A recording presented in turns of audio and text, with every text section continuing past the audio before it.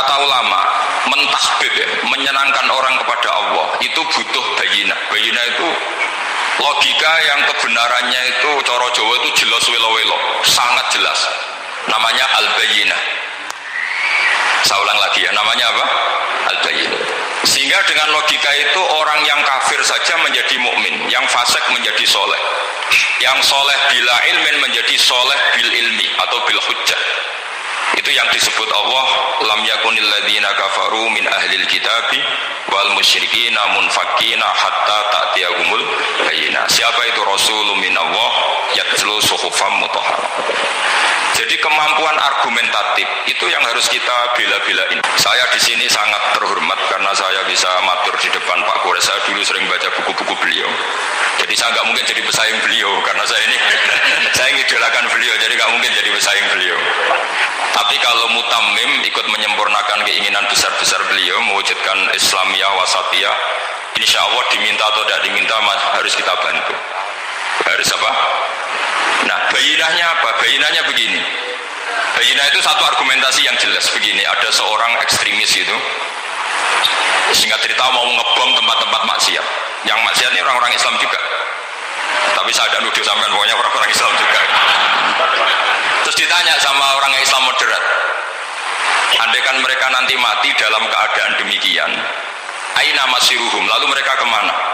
Ya ilanar, karena mati dalam keadaan maksiat. Terus ditanya sama yang moderat tadi, moderat soleh maksudnya, bukan moderat liberal, moderat soleh. Karena orang kadang salah paham, moderat itu pikirannya terus liberal, tidak, moderat soleh. Terus kata si moderat tadi, akan ada jika muradan Nabi, apa umatnya masuk neraka itu yang diinginkan Nabi? Kaget si ekstremis tadi, kebetulan ini ekstremis yang masih mau mikir. Terus enggak, itu enggak yang digedaki Nabi. Kalau gitu ya jangan, kita tunggu tobatnya, kita proses bersama supaya mereka mau tobat. Karena dukhuluhum annar itu tidak muradan Nabi, tidak yang digedaki Nabi Muhammad SAW. Nah, cerita seperti ini tentu ada padanannya.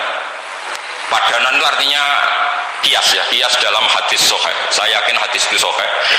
Kalaupun itu dhaif itu yata'ayyadu bi fatwal ulama, menjadi kuat karena banyak ulama yang fatwakan seperti itu. Saya pastikan itu diriwayatkan Qodiyat dalam kitab Asy-Syifa, juga diriwayatkan Ihya, juga diriwayatkan di Hayatus Sahabat. Di situ ada sekian sanad sing yuqawi ba'duhu ba'da. Kenapa ini saya utarakan? Karena di kota itu sanggerono hadis itu takokno sahih ta ora. Kadang sing takok ya udah paham itu. Wong maca kitab ora iso kok takok sahih ta ora. Yang ditanya juga aneh. Terus berusaha jawab. Padahal kadang ya tidak bisa juga jadi. Di hadis itu ada penjelasan begini.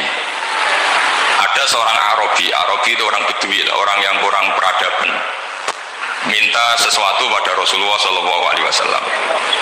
Karena Nabi itu tidak orang kaya, Nabi tidak jutawan, tidak hartawan, dikasih. Mungkin kalau uang sekarang mungkin 50.000 atau berapa. Orang itu gerutu segrutu-gerutunya. Nabi kok pelit gitu, kira-kira seperti itu. Akhirnya sahabat ini merasa tidak nyaman, ingin, karena ini Arab ya, ingin mengadili ini. Saya membahasakan mengadili itu ya ada Arabnya, karena kadang ada riwayat misalnya fahamma ayyadribuhu, nanti juga repot, ayyaqtuluhu juga repot. Makanya kalau di Jawa itu kadang maknani bahasa Arab itu bingung. Dan memang baik bingung daripada enggak bingung. Karena kalau yang enggak bingung itu keliru pede. Misalnya jika istri kamu agak rewel, itu begini-begini gitu. Terus ada kalimat wadribuhun, maka pukullah. Itu kalau orang nggak bingung langsung diterjemah mukullah, nanti dilaporkan Komnas HAM gitu. Tapi kalau yang bingung itu akhirnya tatoluk mencari-cari. Ternyata di semua tafsir disebut dorban ghairu mubarrihin, yang mukul tapi yang tidak menyakiti. Jadi kekeliruan itu pasti dimulai orang-orang yang nggak bingung. Jadi ilmunya nggak cukup, akhirnya nggak bingung. Bingung itu penting. Loh, betul ya? Nggak ada orang alim kecuali dari bingung. Karena orang alim itu nggak bisa pede. Karena referensinya banyak, kemungkinannya banyak. Sehingga mesti pikiran pertama kalau ada lafadz ini maknawi apa lafzi, ini mahmul apa enggak, ini mansuh enggak, ini muqayyad mutlak enggak. Ini sekaligus jadi pusat studi Quran, jadi supaya teman-teman memang seperti itu. Kata wadribuhun, maka pukullah. Saya masih ingat betul ketika Pak Quraisyab menulis di Membumikan Al-Quran tentang alak. Itu kalau orang ahli embriologi, di mana nih alak segumpal darah, itu mesti tertawa-tawa karena nggak ada dalam proses embriologi orang lewat proses gumpal apa? Tapi kalau alak itu madatul kalimat dari kata aliko ya'liko alakon, sesuatu yang menempel, jadi zigot yang berhasil menempel di dinding rahim itu yang jadi anak. Itu ya normal saja, memang itu terjadi. Ya barokahnya bingung tadi. Atau alak dimaknani segumpal darah tapi min haitsul jinsiyah. Min haitsul jinsiyah itu sejenis ini. Jadi bukan di proses embriologinya tapi di jenisnya, supaya orang tidak sombong diistilahkan min alak. Tapi maknanya min jinsil alak, bukan alaknya tapi jenis alak. Itu kayak Abu Bakar. Abu Bakar itu kalau sedang bully manusia yang sombong-sombong itu, kamu kok sombong? Kamu itu keluar min makhrajil bauli marrotan gitu. Supaya orang tidak sombong itu disilakan manusia itu yakhruju min makhrajil bauli apa? Marrotan. Kan kamu keluar dari makhrajil bauli berapa? 2 kali kan? Minar rojul lewat penis, terus nanti lahir juga lewat min makhrajil baul. Jadi untuk mengadili manusia supaya tidak sombong diistilahkan keluar min makhrajil baul marrotan. Nah mungkin alak kalau maknanya segumpal darah itu maknanya jenisnya seperti ini. Kenapa kamu sombong? Jangan digugat tentang itu proses embriologi kalau itu tidak ngalami itu. Jadi akhirnya barokahnya bingung itu alak dari proses embriologi maknanya apa? Aliko ya aliko alakon, sesuatu yang apa? Nempel, yang sukses nempel di dinding rahim. Tapi dari segi jenis mendidik tawadu, mendidik khafdul janah lil mu'minin, mendidik adul wal inkisar, rasa hina, nah itu dengan makna tadi.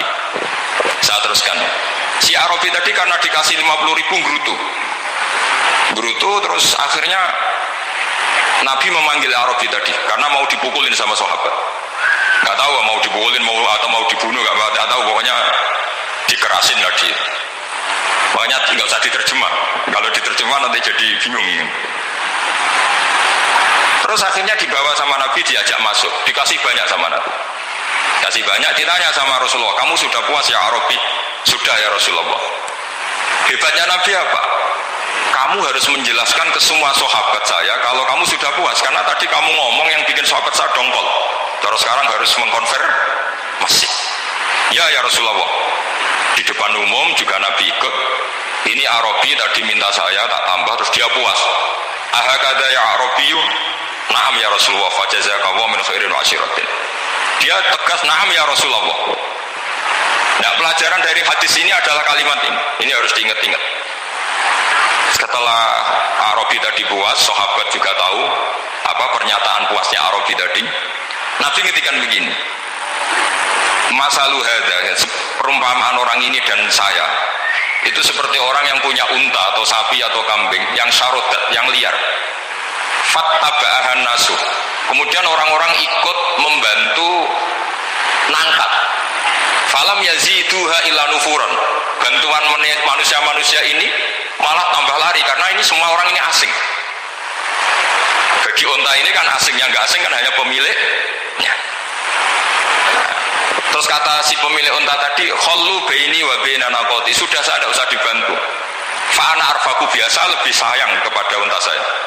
Orang nggak ikut bantu semua, terus kemudian unta itu dipanggil, fa akhadha min kumamil ardi, kira-kira diambilkan rumput, terus unta itu mau nurut.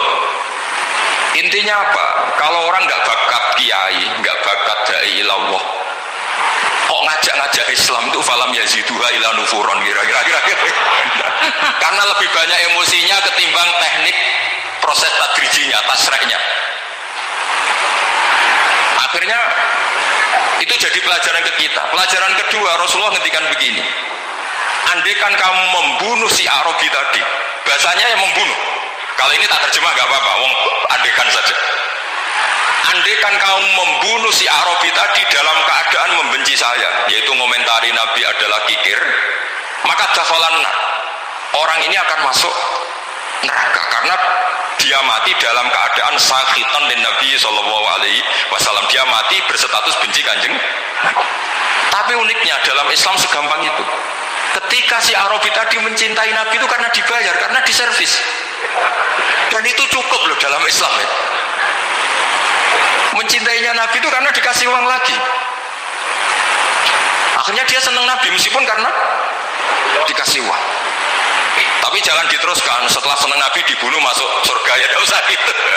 Nanti jadi repot tadi. Tapi intinya apa? Islam itu semudah itu. Yang menerima kebenaran karena servis saja diterima sama Allah Subhanahu wa ta'ala. Nah ini di sini pentingnya kiai-kiai yang wasatiyah, yang ceria, yang gampang. Karena kita tidak ingin tanfir. Saya kemarin bikin makalah untuk 100 harinya guru saya Kiai Haji Maimun Zubair. Tak beri judul Al-Intisar Lima Dhaibi Syekhina. Itu diantara yang saya tulis adalah Sayyidina Umar itu pernah diprotes sama banyak sahabat, termasuk Abu Bakar, karena Abu Bakar ke Umar ini lewat penunjukan. Kata para sahabat, ya Abu Bakrin, kamu memasrahkan umat ini ke azladin nas, orang paling kasar, yaitu Umar. Tapi apa? Ketika ada sahabat yang memberanikan diri tanya Sayyidina Umar, namanya Abdurrahman bin Auf, kenapa engkau kasar pada umatnya Rasulullah SAW? Jawabnya Umar itu unik. Fawwah, laqad lintu hatta khasyitu waha fil lain, walaqad istatatu alaihim hatta khasyitu waha fis syiddah. Fa'ainal makhraj. Saya ketika lunak sama manusia, sebetulnya saya juga takut Allah ketika ngambil sikap lunak, karena lunak itu dianggap pembiaran. Bagi orang yang salah paham, lunak itu dianggap pembiaran. Kamu punya ponakan yang sering pacaran misalnya atau sering nakal, kamu lunak, itu dianggap pembiaran. Pembiaran itu tidak mendidik. Tapi kalau kamu sebagai Pak Lepade terkenal keras, ponakmu ya ora tau sowan, itu ya ora iso didik sama saja. Orang kau berdidik, sowan saja gak berani, ketemu kamu lari. Intinya apa? Terlalu lunak juga ada masalah, yaitu dianggap pembiaran. Terlalu keras juga ada masalah, kan hakikatnya nggak bisa didik. Orang-orang yang terlalu keras sama masyarakat ini kan nggak kau berdidik karena wong roh wis melayu. Tapi nak terlalu apian, kayak kula ini nyongkomu ya masih tambah roh. Itu kan yo repot ya. Sehingga ngendikane Sayyidina Umar, fawwah laqad lintu linnas hatta khasyitu wa fil lain. Ketika saya ngambil sikap lunak, sebetulnya saya juga punya khosyah karena dianggap pembiaran. Tapi ketika saya terlalu ekstrim, saya juga takut Allah. Jangan-jangan itu tanfir, menjadikan orang jauh dari orang-orang soleh, karena yang soleh terlalu keras. Fa'inal makhraj, lalu jalan keluarnya gimana? Ya jalan keluarnya tadi, wasatiyah tadi. Jangan lunak yang sampai pembiaran, ya jangan keras sampai orang tanfir. Ukurannya apa? Ya tanya anak-anak PSG nanti karena yang baru mengkaji apa wasatiyah. Jadi saya mohon referensi itu sebanyak-banyaknya, karena terus ada lagi saya punya cerita, ada seorang wali yang kalau doa itu agak neror Allah. Tapi itu kalau gak wali gak boleh, harus jadi wali dulu baru boleh. Karena kalau wali itu keliru-keliru itu ya tetap sama Allah dibahasakan isek itu berontok. Enaknya kekasihnya Allah kan gitu. Makanya di antara doanya Habib Ali Al-Habsyi Shahibu Simtid Duror itu doanya, tapi kamu tidak boleh melakukan doa ini, dosa. Kalau gak wali dosa. Itu doanya gini, waj'al sayyiati man ahbabta. Jadikan kesalahan saya itu kesalahan orang yang kau cintai. Jadi kamu ini coro Jawa wis kadung disayang, salah-salah wis bener gitu. Jadi waj'al sayyiati man ahbabta. Jadi kalau orang yang sudah super itu salahnya jadi apa? Tapi ya udah salah sampai kayak zina maling, itu parah itu. Ada seorang wali doa di depan Rasulullah itu gini, ya Allah, jenengan punya dua pilihan. Jika jenengan menjadikan saya orang soleh, surah habibuka, maka kekasihmu ini akan senang. Dan yang susah itu musuh kamu, yaitu iblis, musuh engkau. Jika engkau ingin saya ini dolim, jadi orang dolim, yang susah itu kekasihmu, yaitu Nabi Muhammad SAW, yang senang musuhmu, yaitu iblis. Mau jenengan milih mawon, nyenang no kekasihmu, nopo nyenang no musuhmu gitu. Ya sudah, kan Allah tidak punya pilihan. Mana mungkin Allah ingin menyusahkan kekasih kekasihnya, yaitu Kanjeng Nabi Muhammad SAW. Sama, semua ulama tidak ingin umatnya Nabi matu khinal maksiyah, mati dalam keadaan maksiat. Maka kita berusaha semaksimal mungkin. Semoga mereka tobat. Semua Quran itu la'allahum yarji'un, la'allahum yantahun. Diharapkan mereka Allah yang Tuhan saja, yang Al-Ghaniyul Mutlaq, Allah yang Al-Jabbar Al-Qahhar saja sama orang-orang yang asrafu ala anfusihim masih dipanggil-panggil wa anibu ila rabbikum wa aslimu lah. Allah yang Tuhan saja memanggil yang sedang di luar dipanggil masuk. Masa kita gara-gara soleh yang over, yang sudah di dalam mau dikeluarin? Itu kan apa-apaan itu. Makanya ini pasti tak dukung sama Satya. Jadi saya dukung itu bihujjatin, bukan karena saya hormat Pak Kores orang sepuh, itu enggak. Memang bihujjatin. Kalau soal dukung karena orang sepuh itu etika, apa? Etika tentu saya lakukan itu, pasti saya lakukan karena itu etika. Tapi lebih dari itu karena bihujjatin wadihah, bihujjatin bayyinah. Memang logikanya seperti itu. Allah yang Tuhan saja selalu memanggil yang luar dimasukkan ke dalam. Masa yang sudah di dalam dikeluarkan? Makanya kitab Ithaf, kitabnya Sayyid Zabidi itu, Sayyid Murtado Az-Zabidi, itu bab takfir, itu beliau ngeritik entek ngamek corong Jawa sampai sekian kuras. Sampai beliau mengutip fainal imam al ayyukhti afil afi khairun min ayyukhti afil uqubah. Kowe de keputusan salah nyepuro luwih apik timbang salah nyepuro salah tetap bener. Tapi nak nyekso bener ora mesti bener. Fainal imam la ayyukhti afil afi khairun min ayyukhti afil uqubah. Sehingga beliau terus hampir sekian kuras. Coba hadis di Muslim, di Sahih Muslim itu Usamah ya. Kalau di Sahih Muslim itu rawinya disebut Usamah bin Zaid. Tapi di beberapa riwayat ada yang menyebut itu tidak Usamah. Sehingga banyak syarah mengatakan itu ta'addudul waqi'ah, memang kejadiannya dialami sekian sahabat. Itu ada perang gitu ketika musuhnya terdesak. Padahal musuh ini sudah memotong sekian tangan sahabat, ada yang sudah pernah baca sahabat. Ketika terdesak dia mengatakan la ilaha illallah Muhammadur. Singkat cerita oleh Usamah tetap ditusuk sampai mati. Tapi sama Rasulullah ketika lapor, kamu membunuh setelah mengucapkan la ilaha illallah ya Usamah? Iya. Tapi innama qolaha muta'awid, dan dia mengatakan kalimat itu karena muta'awid dan nyari perlindungan saja. Afala syaqaqta an batni, afala syaqaqta an qalbi. Kamu lihat di dadanya. Kalau dia betul-betul ngomong karena mutawi dan jangan-jangan karena iman betul. Terus memangnya ketika kamu iman, orang-orang sahabat itu rata-rata kan pernah kafir. Memangnya ketika kamu iman tak curigai kan? Enggak gitu. Langsung saya terima, kenapa ini main curiga kira-kira. Sampai seperti itu saktinya kalimat la ilaha. Jadi kalaupun diomongkan mutawidan saja tetap sah, meskipun ngomongnya hanya untuk perlindungan dari apa? Sah, dari pedang. Malah ada riwayat lain yang menyebutkan itu tidak Usamah di tafsir Qurtubi itu yang ya ayyuhalladzina amanu idza darabtum fi sabilillahi fatabayyanu wa la taqulu liman alqa ilaikumus salam lasta mu'mina. Itu kalau di riwayat Qurtubi lebih ekstrim lagi. Si orang tadi tidak Usamah, jelas pastikan itu tidak Usamah, ada yang lain tidak Usamah. Itu bantah Nabi. Ya Rasulullah, andaikan belah dadanya orang itu saya belah, apakah kemudian saya tahu apa yang ada di hatinya? Jadi Nabi jadi dibantah. Ya rodok khawarid deh. Jadi Nabi masih dibantah. Kata Nabi, ya enggak, kamu tetap enggak tahu apa yang ada di hatinya. Loh, terus masalahnya apa?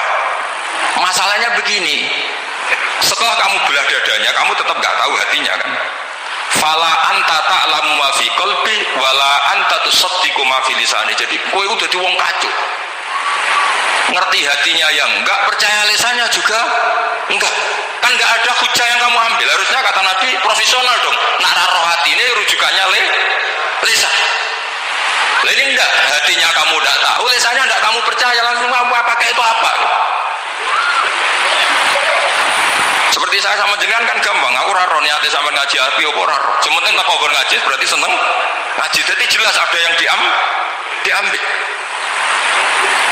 Makanya semenjak itu para ulama rata-rata itu hampir semuanya itu Islamnya wasatiyah.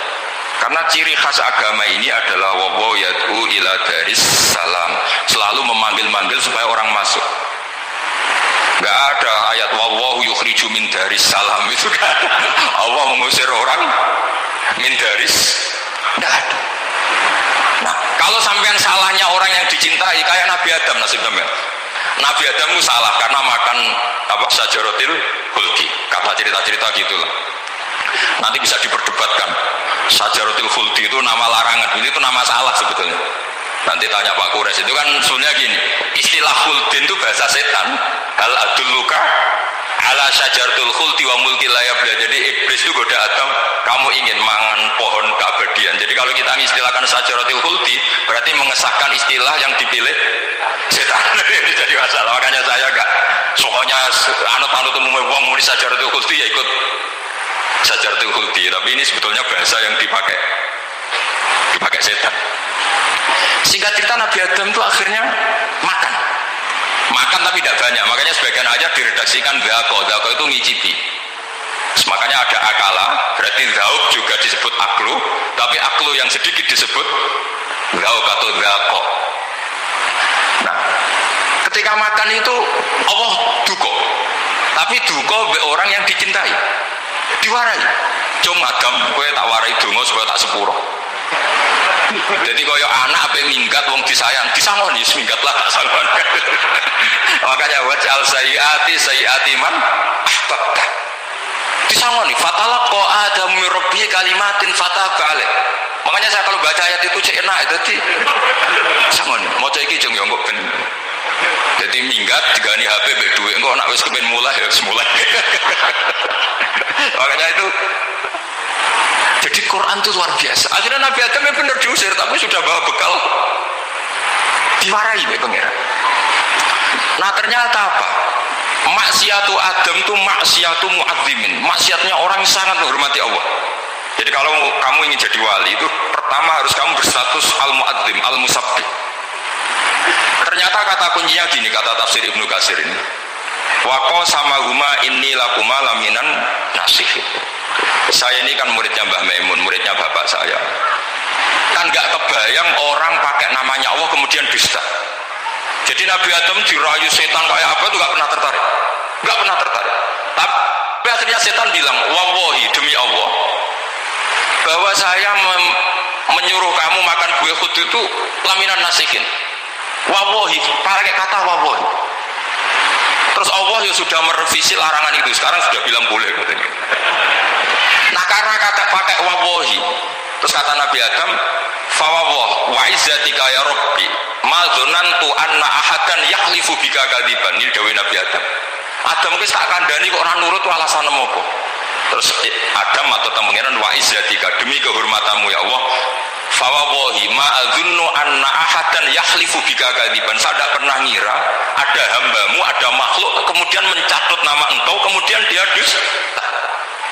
Kenapa saya sebut-sebut nanti tadi asmani Mbah Mun? Andai kan saya punya teman biasa bodoni saya, biasa bodoni saya, nipu saya, terus bilang gini, Gus Mbak jangan ditimbali Mbah Mun, dan dia sumpah, kira-kira tak pikir apa enggak? Enggak, pasti saya langsung meskipun ya dibodoni. Karena saking wibawanya Mbah Mun sehingga saya enggak ngecek lagi orang ini bohong apa tidak. Nah, Nabi Adam saking wibawanya Allah di hatinya Nabi Adam, kita sebut wallahi. Allah sekarang halalkan itu, sudah tidak pikir panjang. Karena dia tidak pernah ngira ada orang mencatut nama Allah kemudian dia dusta. Seperti di dunia santri misalnya ada yang dipanggil Habib Ali, masa disumpah sih, tenang tau ora. Oh itu mesti teman yang biasa bodoni sampean lah, mesti langsung sangat takutnya kan gitu. Sampean takut istri dibilangi teman, bojomu nelpon, wah langsung ulang.